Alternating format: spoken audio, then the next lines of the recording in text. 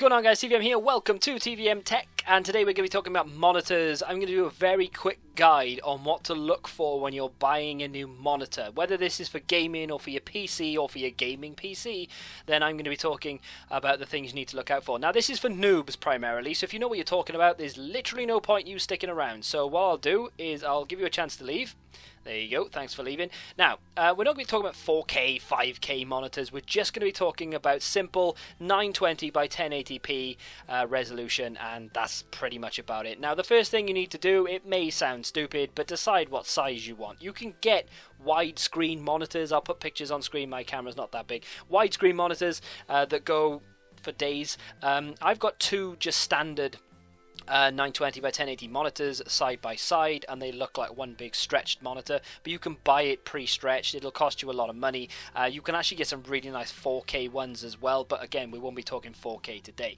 Now, the next thing you need to look out for, and this is something very important which an awful lot of people will just overlook, and that is the connections on the back of the monitor. You need to make sure that whatever you're planning to plug into it, if it's purely for console gaming, for instance, you've got an Xbox One or a PS4 and all you need is a HDMI, make sure the monitor has HDMI. It's not a given that the monitor will come with HDMI. My second monitor that this camera is resting on it doesn't have a HDMI. It simply has a DVI port. In fact, it has two DVI ports. I don't know why it would have two, but it does. But it doesn't have HDMI, so if I wanted to plug a console or a DVD player or anything like that into it, I cannot do it. My other monitor has two HDMI and a DVI and a VGA and all the bells and whistles that you want. So make sure whatever you're plugging into it has the same connection as on the back of the monitor. If you're doing a PC build, make sure that whatever graphics card you buy, you have a look to see what connections it has in relation to your monitor.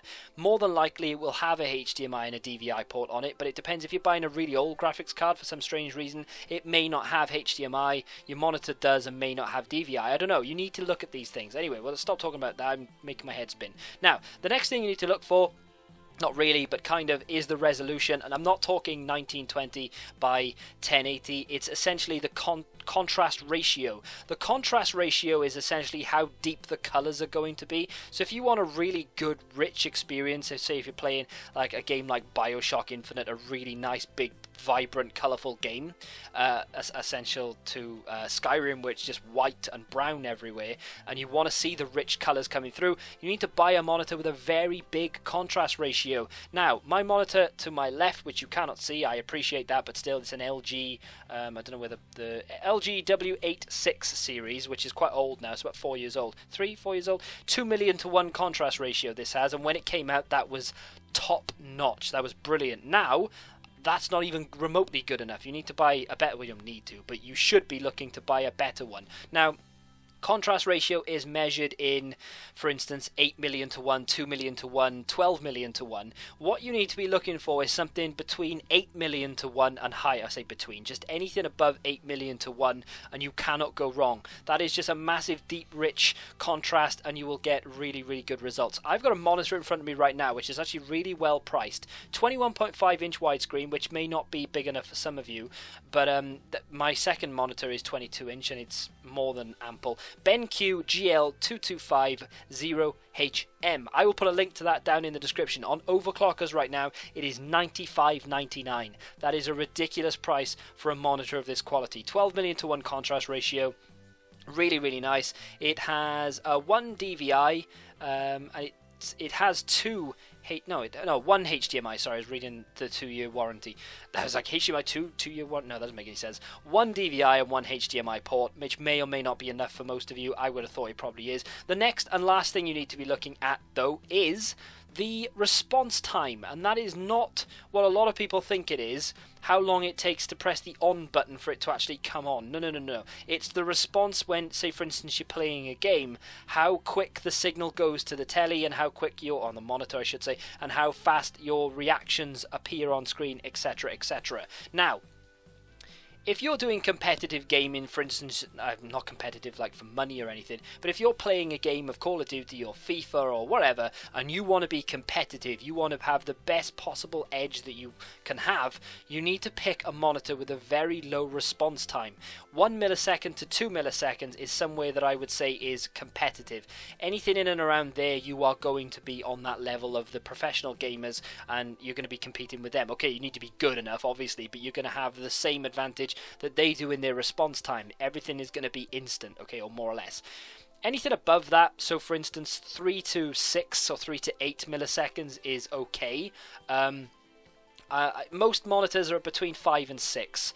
Then you have to pay a little bit extra to get the 1 or 2 millisecond, but the BenQ that I've picked has got 2 millisecond response time, which is brilliant. But like I said, 5 and 6 is okay if you don't really care, you just want it for casual use. That's fine. You're not going to you won't notice a difference to the naked eye, but if you do want an edge, then obviously get lower. Anything above that, I'd probably stay away from it, to be honest. Anything above 12 milliseconds, you don't want that. You want to stay away from that. I don't even think they make them anymore, but if you are going to be buying the like a second-hand one or something, make sure you know the response time. There are some monitors out there. There's one next to it. There's another BenQ next to the one that I'm looking at, and the contrast ratio is 600 to 1, where this one is 12 million to 1, and 5 millisecond response time. You do not want to buy that, okay? If you look at it and you think, wow, it's actually only a $5 cheaper because the other one is on sale at the moment. But if you do look at a monitor and you think to yourself, oh, it's got a 2 millisecond response time, and it's got this, that, and the other, but the contrast ratio is only like 1,000 to 1, stay away from it. The colours are going to be washed out. It's not going to last you as long. It's just not going to be a very good monitor. And the last thing I would say, that a brand name in this case is imperative. You need to go with a brand name. Don't go into Asda and buy an Asda monitor just because the specs look good. If the make isn't there, you need to buy a reputable name. I don't go for all this brand name stuff, as he wears a Ralph Lauren polo top. I don't go for all this brand name stuff. You know, I've got an awful lot of generic shirts and like without names on or whatever like that. I don't care about names. But when it comes to things like monitors and technology, I'd highly recommend you go and buy a BenQ, an Asus, whatever you want to call them. Sharp, LG are good as well. There's a few others I'm not going to mention, but still, go for a brand name. Anyway, that's going to be it for me today. I'll put a link to 1 or 2 monitors, including the BenQ that I've looked at today, in the description if you want to go check them out. And again, I'm just going to put like 22-inch monitors in there, but you can scale them up and down however you want. If you've enjoyed this video, please smack that like button, subscribe to the channel if you haven't done so. Thank you very much for watching as always. Till the next time, goodbye.